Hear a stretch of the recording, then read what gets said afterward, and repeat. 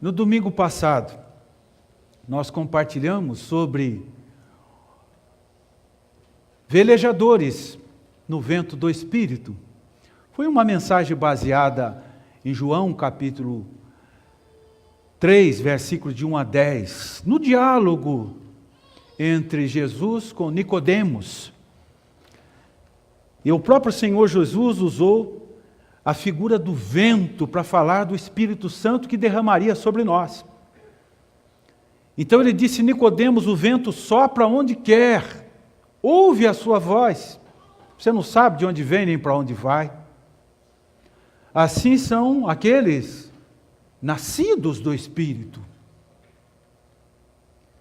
São aqueles que recebem o soprar do vento no seu coração.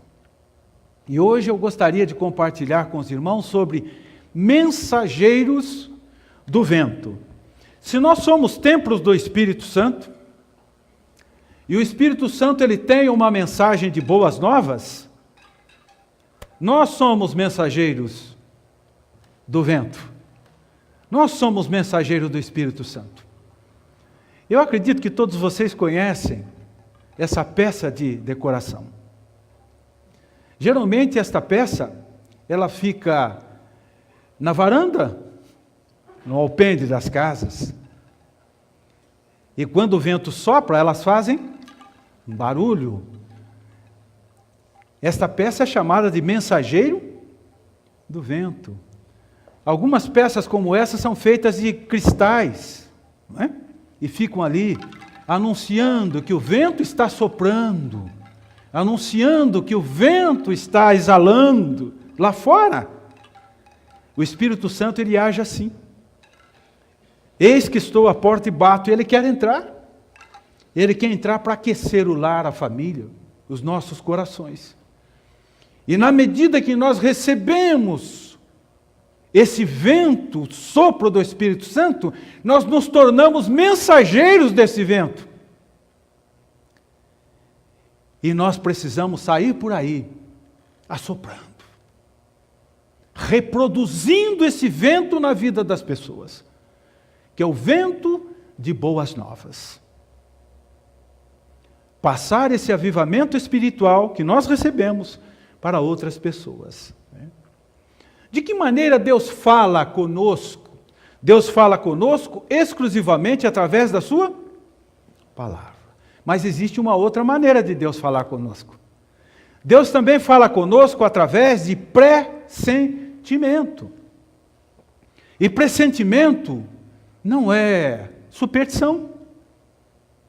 Pressentimento, a própria palavra já diz, é um sentimento antecipado.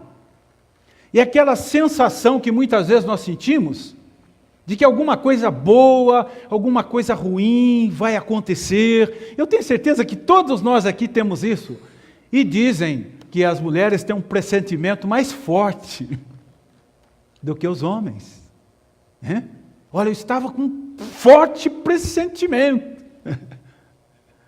E o mensageiro do vento, ele precisa ter um pressentimento para poder entender a mensagem do vento, ouvir a voz do vento, compreender a mensagem do vento para poder soprar.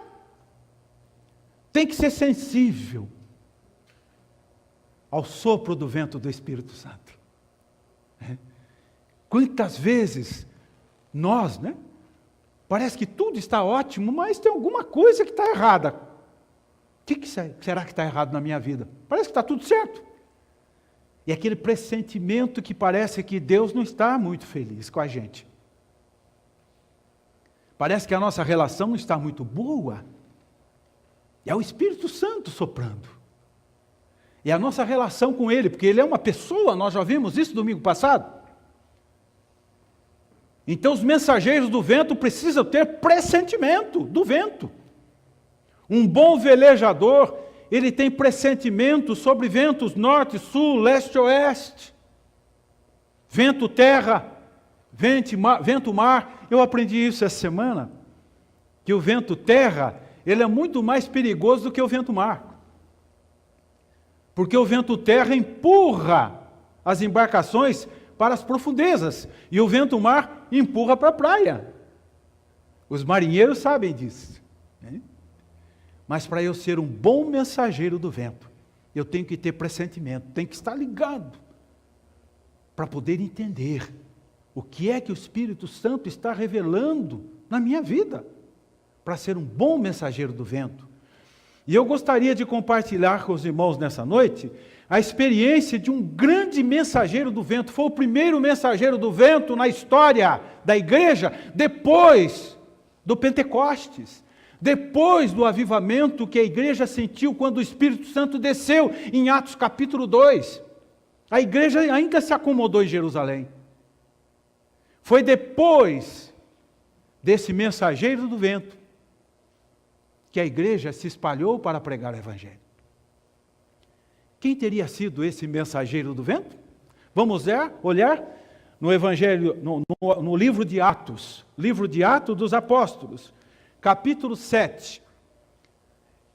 Eu vou ler os versículos de 54 a 60. Atos 7, de 54 a 60. A morte de Estevão. Ouvindo eles isto, enfureciam-se no seu coração, rilhavam os dentes contra ele, mas Estevão, cheio do Espírito Santo, fitou os olhos no céu e viu a glória de Deus e Jesus que estava à sua direita, e disse: Eis que vejo os céus abertos e o Filho do Homem em pé à destra de Deus. Eles, porém, clamando em alta voz, taparam os ouvidos e unânime arremeteram contra ele. E lançando-o fora da cidade, o apedrejaram. As testemunhas deixaram suas vestes aos pés de um jovem chamado Saulo. E apedrejavam Estevão, que invocava e dizia: Senhor Jesus, recebe o meu espírito. Então, ajoelhando-se, clamou em alta voz: Senhor, não lhes imputes este pecado. Com estas palavras, adormeceu. E Saulo consentia na sua morte. Estevão, ele teve uma morte bem semelhante à morte de Jesus. Jesus foi levado à cruz inocente. Estevão foi apedrejado inocente. Jesus viu a glória do Pai na cruz. Estevão viu a glória do Pai. Jesus perdoou os seus algozes, os seus crucificadores. Estevão perdoou os seus apedrejadores. Olha que coisa maravilhosa. E ele foi fiel até a morte e ganhou a coroa da vida. Estevão. Estevão foi o primeiro discípulo de Jesus que conseguiu alcançar a plenitude do Espírito Santo. Tudo depois do Pentecostes. O Estevão foi o primeiro mensageiro do vento. Foi ele que deu a saída para um grande avivamento espiritual na vida da igreja que estava acomodada em Jerusalém. Logo depois da morte de Estevão, a igreja se espalha. Jerusalém, Judeia, Samaria, até os confins da terra. Logo depois da morte de Estevão. Foi preciso que um mensageiro do vento fosse fiel até a morte, para que a igreja acordasse e se despertasse para pregar a palavra de Deus.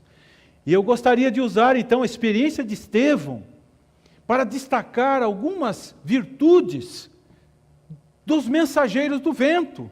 E essas virtudes precisam estar em nós se nós queremos ser mensageiros do vento.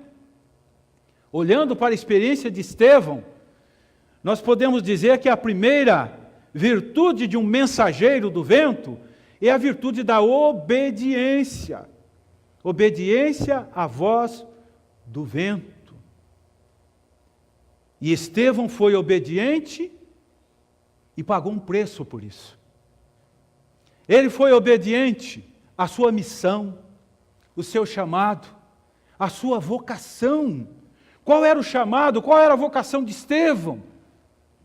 A vocação de Estevão era desafiar aquele sistema religioso falso do sinédrio, dos fariseus, dos sacerdotes, que impediam a igreja avançar, que perseguiam a igreja, que perseguiam os cristãos. Eles eram falsos profetas, falsos sacerdotes, e Deus chamou Estevão e deu a ele essa missão de desafiar aqueles homens, e ele, com uma coragem, mesmo sabendo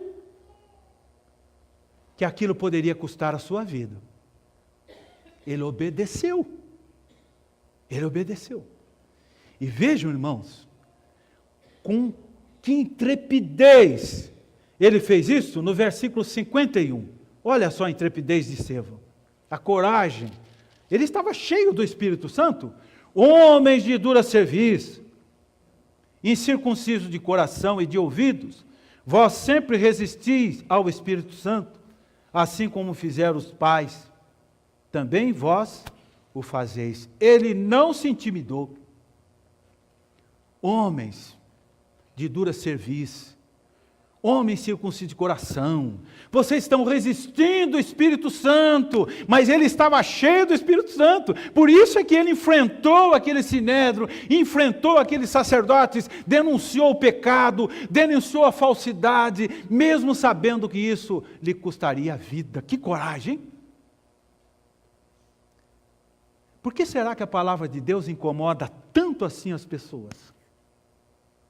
Você pode falar de política, você pode falar de futebol, mas quando você começa a falar de Deus, da palavra, as pessoas incomodam.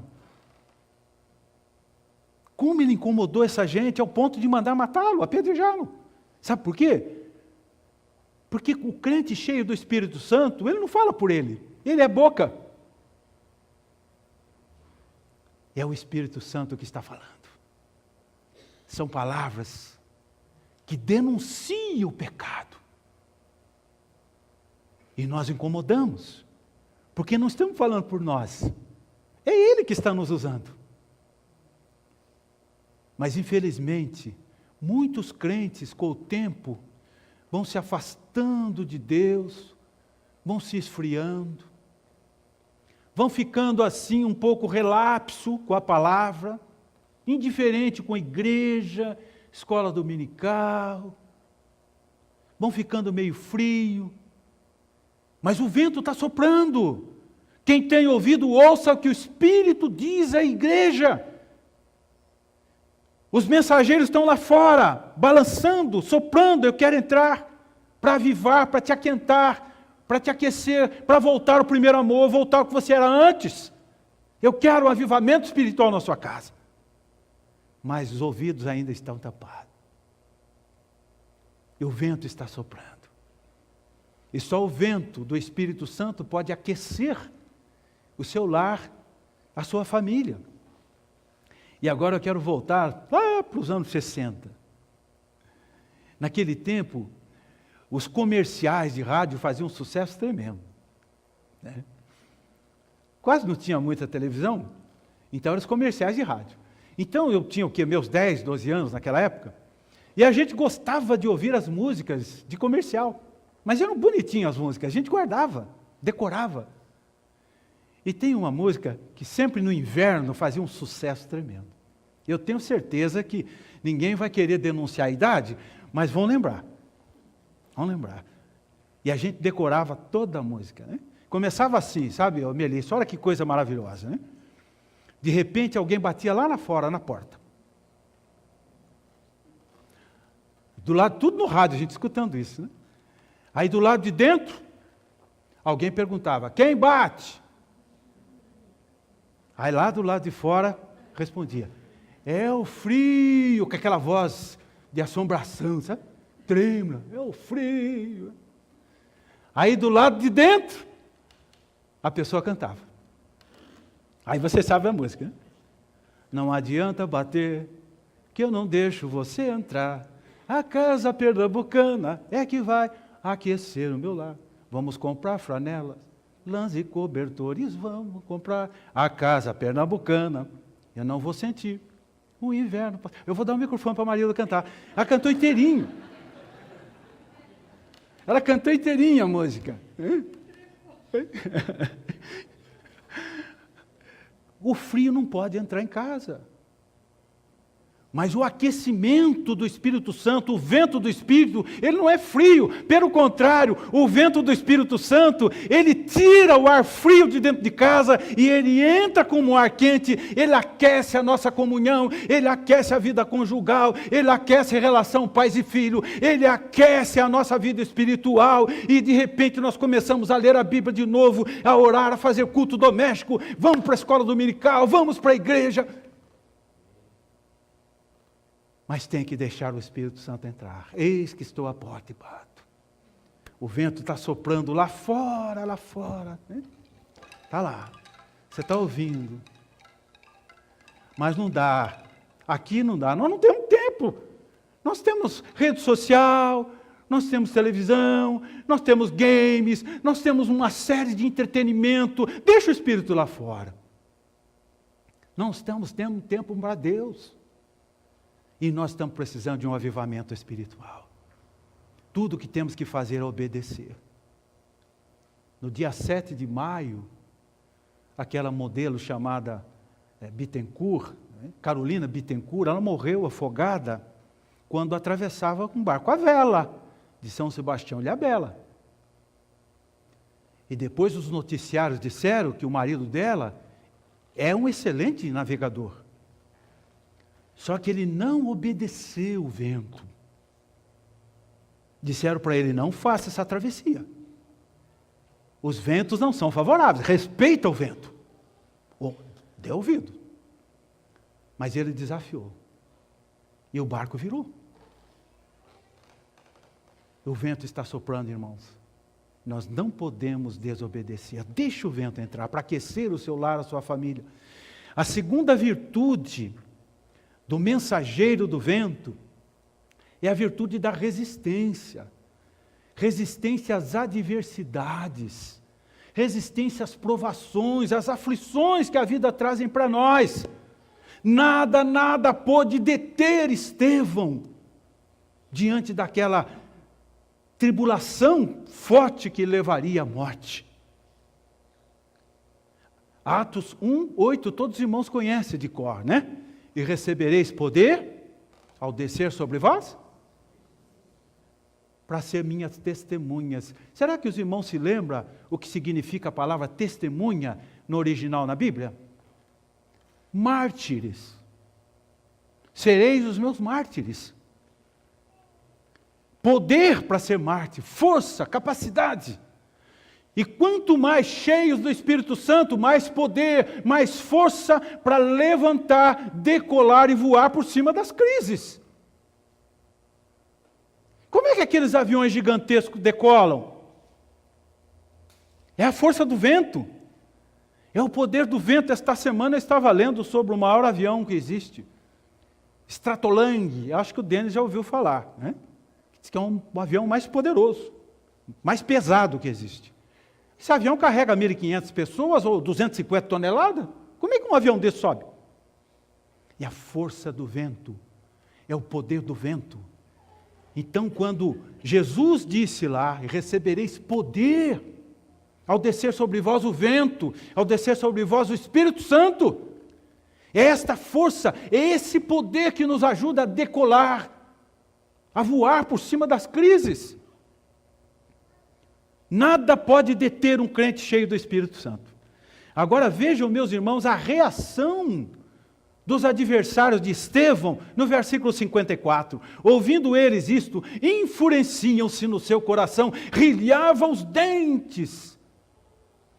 Com uma palavra de Deus, bateu forte ali. Imagina aqueles sacerdotes que se julgavam os donos da verdade, rangendo os dentes, tapando os ouvidos, porque a palavra de Estevão não era uma palavra de homem, era uma palavra ungida, era uma palavra de fogo, era uma palavra poderosa.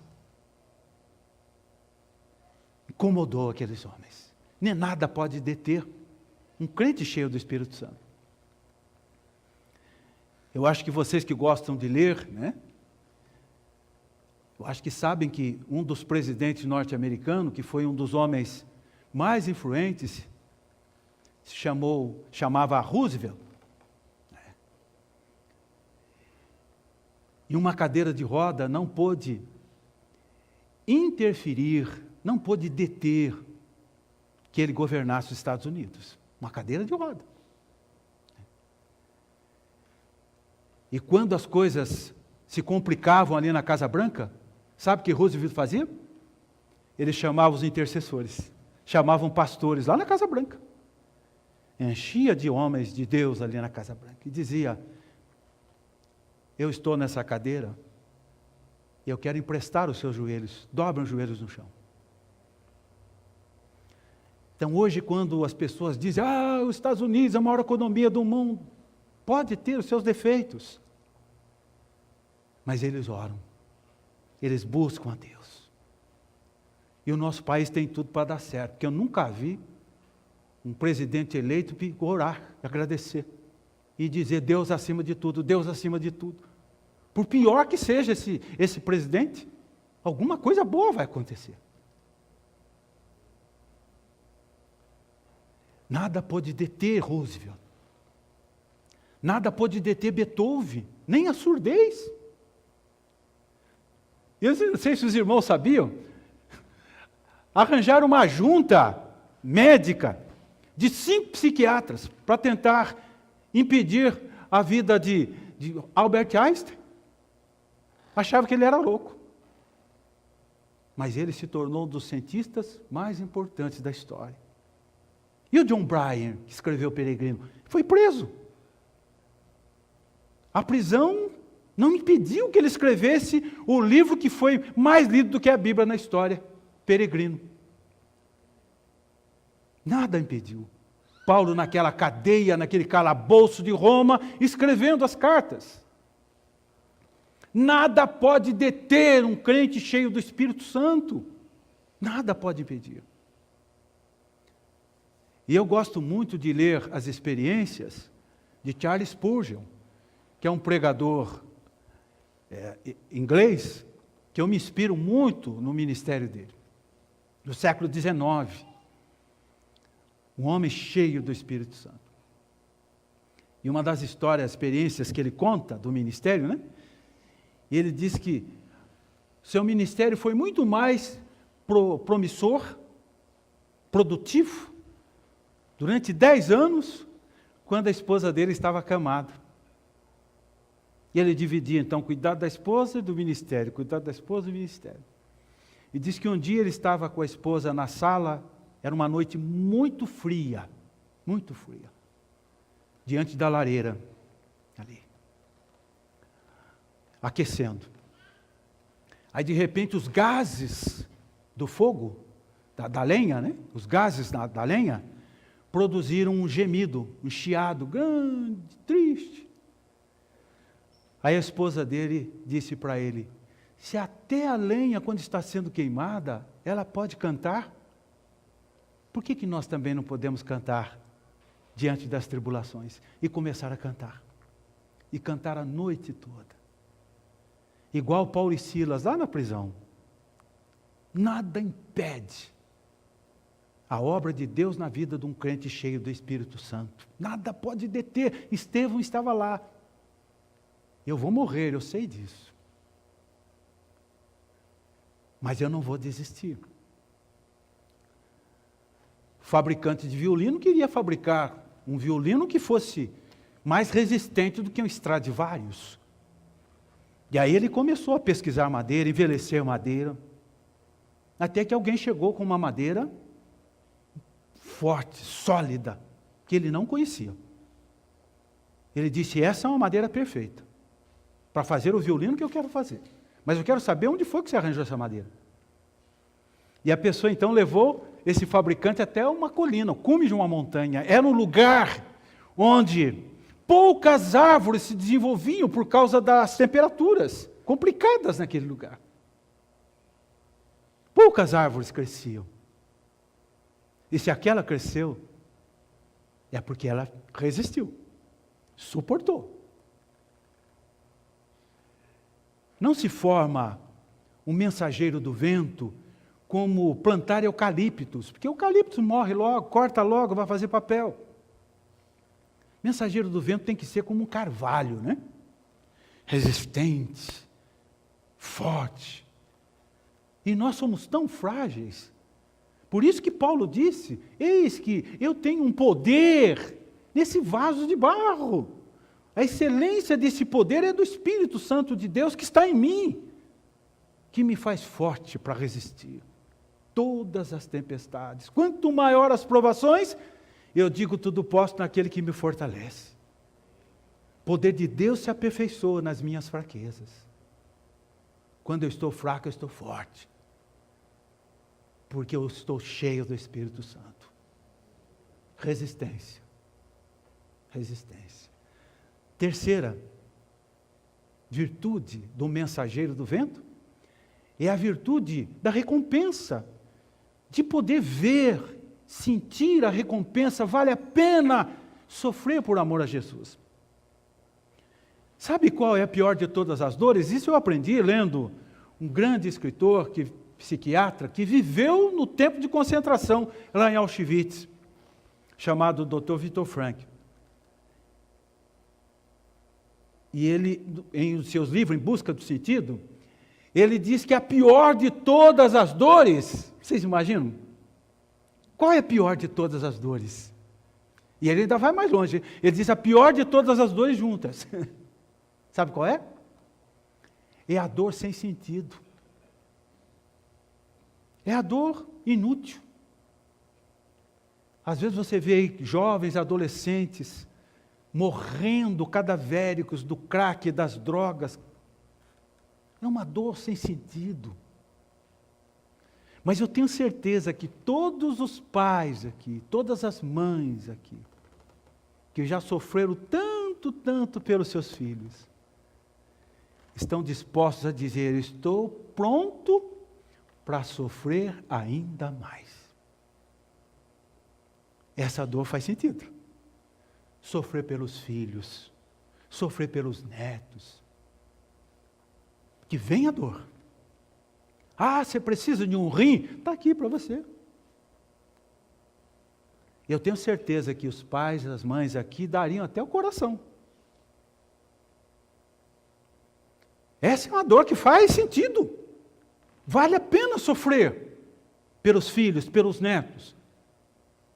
Mas vale a pena também sofrer por Jesus. Foi a primeira mensagem do Espírito Santo para o Paulo, lá no caminho de Damasco. Saulo, ele era Saulo ainda, né? Ele não tinha a menor ideia de que seria um grande mensageiro do vento. Mensageiro de boas novas. Então, quando o vento soprou, ele caiu. E aí ele ouviu a voz do Espírito. Olha a voz. Saulo, Saulo, por que me persegues? Quem és tu, Senhor? O vento sopra onde quer. Ouve a sua voz. Quem és tu? Quem és? Eu sou Jesus, a quem tu persegue. Você será para mim o instrumento escolhido? E saberá o quanto importa sofrer por amor do meu nome. E Paulo sofreu. Foi apedrejado, perseguido, levou açoites. E ele disse, em tudo dai graças. Esse é um sofrimento que vale a pena. Querem zombar de mim porque eu sou crente? Zombem. Querem me perseguir porque eu sou crente? Persigam. Querem me mandar embora do emprego? Podem mandar. O sofrer é cristão. Louvem a Deus, porque sois co-participantes do sofrimento de Cristo. Disse Pedro. Vale a pena. Faz sentido. Irmãos, quando eu fiz o meu curso de filosofia, na década de 90, nós fomos obrigados a estudar a história dos grandes pintores de todos os tempos, de todas as épocas. E foi um enriquecimento grande para mim. Né? Eu me apaixonei muito por esse tema. Hoje, pela manhã, um pintor pintou um quadro maravilhoso aqui durante a palestra, né? Pintou o bom samaritano com guache, né? A parábola do bom samaritano. E eu aprendi muito sobre os grandes pintores, Van Gogh, Salvador Dalí, Da Vinci, Picasso, essa turma toda. Mas um pintor nunca saiu da minha cabeça,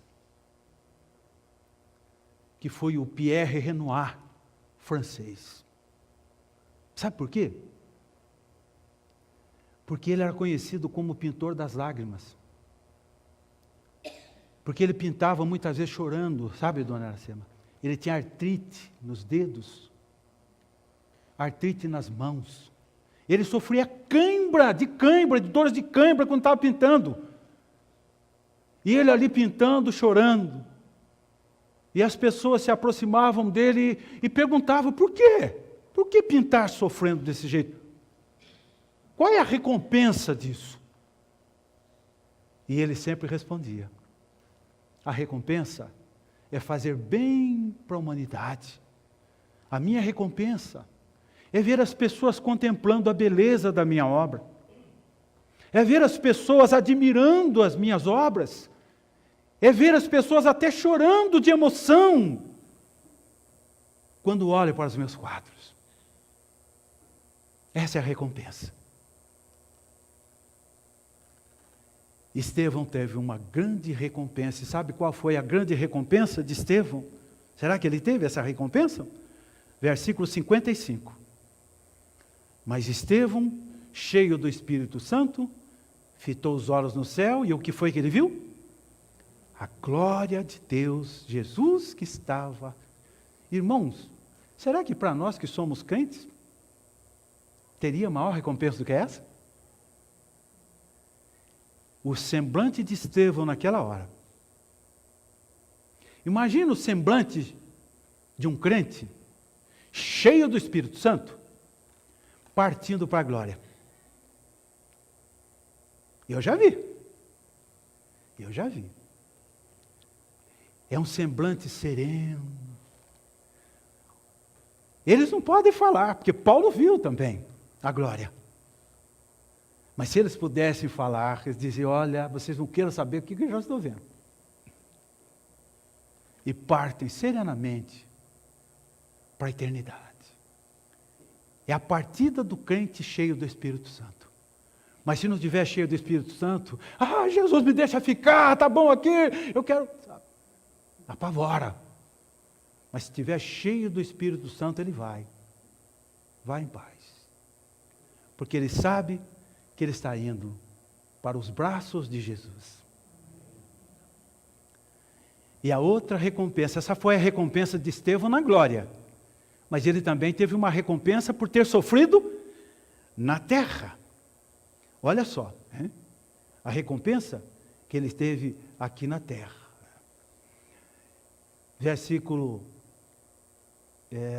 E Saulo, final do versículo 60, né? Não, final do versículo 58. E lançando fora da cidade, o apedrejado. As testemunhas deixaram suas vestes aos pés de um jovem. Irmãos, a roupa de Estevão nos pés de Saulo foi uma marca profunda para a sua conversão. Eu tenho certeza que Saulo nunca mais teve paz quando lembrava naquela roupa que jogaram nos pés dele. Acho que ele foi para casa pensando, como é que pode alguém morrer por Jesus desse jeito? E ele olhava para aquela roupa e ele lembrava disso. Deus já estava preparando Paulo para ser convertido, para cair no caminho de Damasco. Mas eu quero concluir esta palavra dizendo aos irmãos que